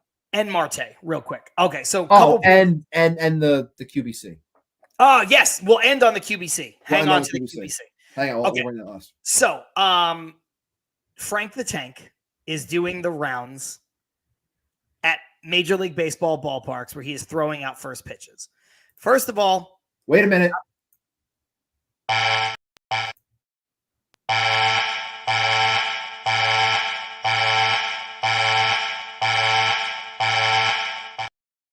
Fair warning. He is throwing out first pitches at Major League Baseball parks all over the country. Why? I don't know. Why anybody's interested? I don't care. You know, everybody knows that I think that he is an absolute joke. He is a fraud. He is both being exploited, but he is also taking advantage of it, right? Because this is the perfect example, Ibby. You don't just get to throw out the first pitch at all 30 Major League ballparks unless you have a job and notoriety like Frank's. And he is taking in every moment of it. And that is fine. But I didn't like it when he was at the Arizona Diamondbacks game, throwing out a first pitch, wearing the gear, because he is famous for what? Being a Mets fan. So why would he be adorning these different teams' jerseys and colors. If you're like, well, that's what people do when they throw out the first pitch. Not everybody, not all the time. So that bothered me enough. If you're going to have him throw out the first pitch at a Mets-Rockies game in Colorado while the Mets are playing them, and he's going to put on a Colorado Rockies jersey, I mean, the whole thing's a fabrication. The guy is bullshit. Anybody who supports him is a fraud, just like he is a fraud. He is an absolute joke. And I promise you that if for any reason, any baseball team ever asks me to throw out a first pitch and they are not the Mets, any Major League Baseball team, I would never, ever wear their stuff. Not if you're, and that's coming from people like, oh, well, what if Jerry Seinfeld did it? Or what if like Kevin James, people who are like famous and Mets fans? I understand that might be a little bit of a bad optic, but they're famous. And oh, by the way, they're known to be Mets fans. So if they're promoting a movie and somebody's like, hey, man, you know, you're in LA, just throw the Dodgers jersey on when you throw out the first pitch. I don't even know that these guys have done that, but whatever, right? That's a little different. This dude is famous for being a Mets fan. And he's sitting there wearing jerseys of other teams while the Mets are in the building doing it in front of the Mets. That is a joke. He is, yes, Patty, he's a fraud. I'm done. That's it. That's all I wanted to say. I have nothing to say about it because I don't care about that person and I'm not going to waste my time on that person. So I saw that someone in the comments had brought up Brandon Sproat. I didn't make a graphic for my world famous On the Farm, but as we can see, we'll go down on the farm real quick. Brandon Sproat, I got promoted to AAA. He is one step away, folks, from being a New York Met. Look, they're still going to manage his innings. I know he's coming off of a great start where he struck out, I think, 11 guys in a row. He's been on fire. I know he's in the top 5 now for Joe DeMayo's latest prospect rankings. I know he's number 22 overall in Baseball America. So he's almost here. I think he could help this team if things go a certain way, you know, towards the positive. In September, and if this team makes a run towards October, could I see him helping this team out of the bullpen? I could, 100% I could, but they're going to be very smart, as all teams are when it comes to managing innings and taking care of pitchers, not overextending them at a young age. I think he can help, but again, temper expectations. Don't expect to see him, and just be surprised if he does come up and help. But he is flown through the minors. He will be up with this team by May of next year at the latest. What would you put the odds of him being on the team this year at some point? Like, would you say it's a fifth coin flip, 50-50, slightly better, slightly worse? You know, not, you don't have any insider information. Just no, your gut feeling. Just my gut feeling. I would say it's like less than 20%. That's the way I feel. Mainly because of how. That's about where I would put it. I don't think it's going to happen. I don't think it's going to happen. I'd say less than 20%. I might even go lower, like less than 15, closer to 10%, because these teams are very, very careful. And I can't blame them. You know, they're very careful when it comes to arms. I understand not wasting bullets in the minors. So if you want to use him and you want to keep throwing him and you want to throw him up here, I get that. Like, do it then, but realize that he's only going to be up here for X amount of time. So I wouldn't be shocked if he helps this team out of the bullpen at some point, but I'm still going to, you know, caution myself and say probably less than 20%. D saying 40% chance. Okay. Armand going the other extreme, 3 to 5% chance. So I am more in line with you. I'm more in line with Armand, but D does say we shall see. This is a good one. Just really quick, going back to the Frank thing, Keith Blacknick. Ben Affleck was supposed to wear a New York Yankees hat in a movie. That movie was Gone Girl. Yes. He refused to wear it, so he wore a Mets hat. Yeah. So, like, this is a dude who, in a movie, playing a character who lives in New York. Yeah, Gone Girl's a good movie.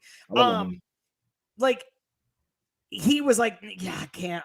Like, I just don't even want pictures of me. I know I'm playing a character, but then, like, it's going to get memed. Like, I don't even want pictures of me in a Yankee hat forever, so I'm not doing it. Like, so yeah, like, that's kind of where I'm at, you know? Okay. Whatever. Enough of that guy. Really, really quickly before we do the QBC stuff. Starling Marte, according to Carlos Mendoza. This is from Armand, and I did see it on Twitter. He says there's a good chance Starling Marte will play 5 innings in the outfield on Thursday in Port St. Lucie. So that is good because, look, it's nice that the Mets have an option like Winker to spell JD Martinez, get a left-handed bat in there. JD has not been great.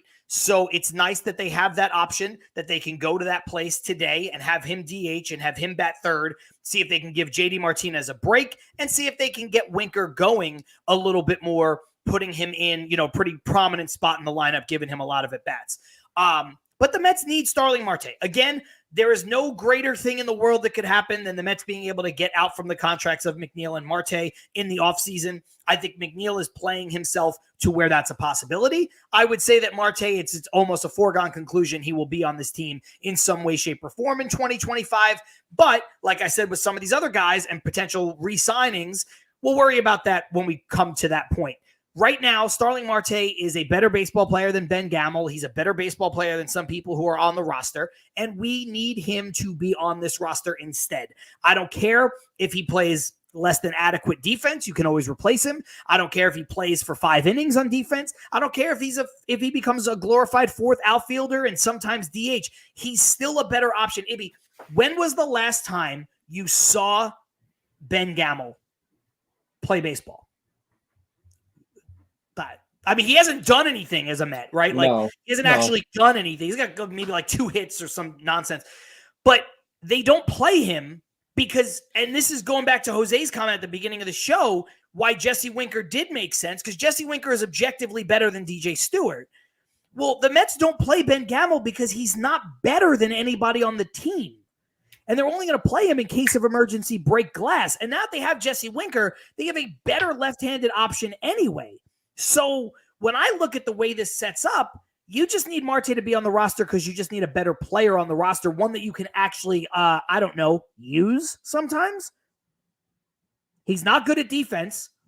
He's kind of fast, so he gives you that.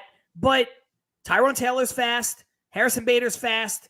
Brandon Nimmo's fast. Their whole outfield's fast. They don't need – Jesse Winker's even quick. They don't need another one of these guys out there. They need a guy like Starling Marte who brings something a little different. I don't have the numbers in front of me, but his numbers with runners in scoring position is very good. He's hitting over 300 for the year. So they need him back. That's really what it comes down to with Marte. Better, and of course, a better lengthening of the lineup as well. If he's healthy, he can definitely help. Look, we had said before he got hurt, he was providing a lot more than all of us thought he was going to be providing. The defense, not there. We know that it's not going to be good. But again, outside of Tyrone Taylor starts, the defense out in right field has been that great anyway. So trying to find a way to work him in to get that offense. And like you said, if it's 5 innings, fine. And you pull him and you put someone else out there, fine.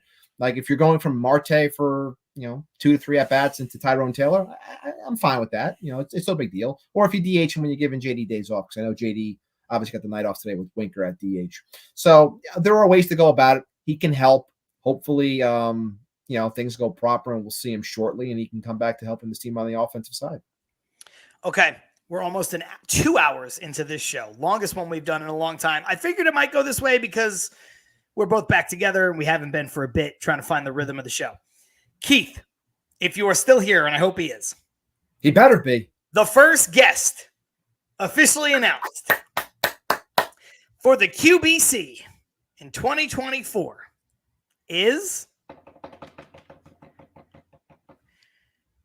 someone that first QBC scoop.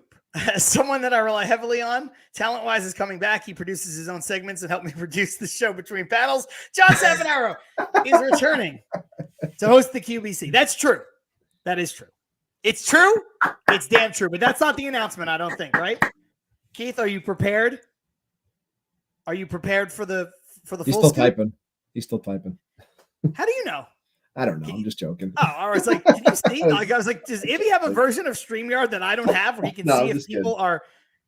No, I love the QBC. I love hosting the QBC. I'm happy to be back doing it again. There we go. The first former Mets player signed for the QBC in 2024 who will be doing a panel and a signing on Saturday, December 7th is 99. Friend of the show, multiple guests on Til Mets Do Us. Two-time guest, the one and only Turk Wendell. If you go back to our shows with Turk Wendell, so much fun. He's a lunatic. Yes. He's there great. You go. Turk. Love Turk. Turk is great. He is a lunatic, awesome. and I mean that as a compliment. He is a nice guy. He is outlandish. He has the best stories. He is hilarious. So I am looking very much forward to, now that it's announced, I am also going to text Turk Wendell. See you soon. And be like, hey, man, it's going to be good to finally meet you in person. So, no, but that's awesome. That is awesome news. Turk Wendell going to be at the QBC Saturday, December 7th. Be there. Are tickets on sale yet? I don't remember. Will he bring his shark teeth chain? I hope. I guarantee he will. I might bring him one. If he does, I might wear one. I don't even know. I don't know what's going to happen. I might brush my teeth in between segments at the QBC just to get going. Yes, Douglas says, great show, guys. Thank you. But he says, great chat, everyone. I agree. The chat was very lively today. It's nice to be back in all of those places, even though I think all the comments exclusively came in through YouTube, but it's nice to just get more eyes. And he says, let's go Mets, which is the most important thing. Oh, yes. Okay. Thank you, Keith. No tickets on sale for the QBC until all the players are announced, because obviously that makes sense. Players are a big selling point. So, all the other stuff that goes on, also fantastic, but, people want to know which players are going to be there. Alligator teeth necklace. Thank you. So many superstitions. But yeah, so Turk is great. He's going to be a great guest for the QBC. Mets fans are going to love to see him back in the fold. Ibby, before we get out of here, is there anything we missed? Anything you want to say? I have nothing else that I want to say. It's great to be back. Back in the saddle moving forward. I think this team, like I said, this team has a lot in front of them. They control I know they're not in a spot just yet, but in my opinion, they still control their destiny in terms of just go out there and beat up on these teams, play better baseball, and you're going to end up where you're trying to end up, which has always been in the playoffs in some shape or another. Go out there, play good fundamental baseball, and you'll get where you want to be. Like, you got to get better when it comes to runners in scoring position. That's the biggest thing. I feel like we've been talking about runners in scoring position the entire length of our 153 episodes. Like, I feel like it's always been the Mets have not been great with runners in scoring position in the Til Mets Do Us part era. They have not, but even like the previous 10 years, I feel like we're always talking about, man, if the Mets could just do better with runners in scoring position. That's the biggest thing. You got to beat up on these teams. You got to capitalize on spots when you put into them. Other than that, let's go Mets. Need a big win tonight. Get things back on track to try and go and take a series tomorrow. Go out there, do what you do. Paul Blackburn, you pitched great your first start. Go ahead and do it again, man. LG. Do it again. Douglas says this team needs their offense to be consistent. Their starting pitching isn't the greatest. They need to score runs. It's a great point. And this is a great one from Charlie, who says win the tiebreakers too, like they did with St. Louis, might make a difference this year. And I agree, Ibby, with what you said, despite the fact that, as D points out, the Mets right now are 1.5 games back of a playoff spot. So in a literal sense, they don't control their own destiny, but it feels like they do still. And I know that's a weird sentiment to have, but you're right. Like, it's just all in front of them. They have winnable games.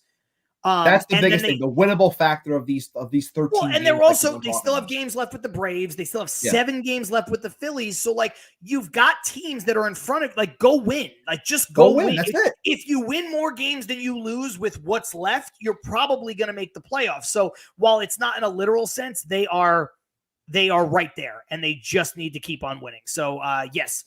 LGM, and you know what? In honor of Pete Alonso and what he used to be, LFGM, because somebody's got to say it. This guy he's gone corporate.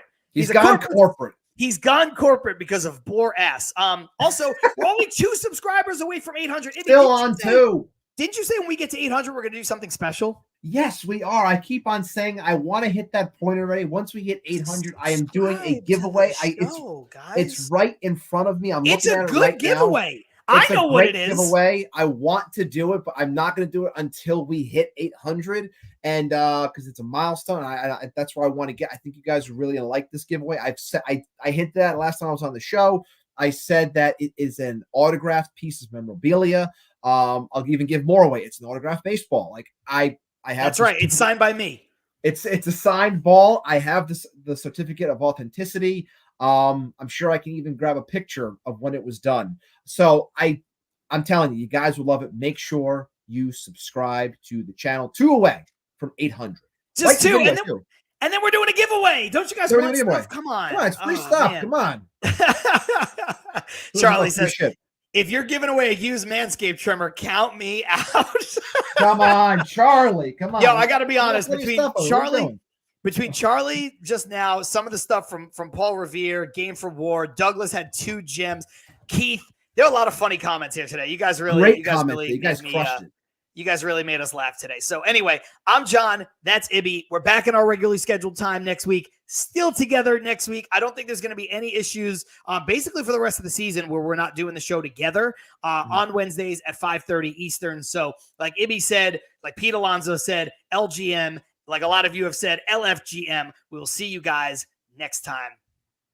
Peace.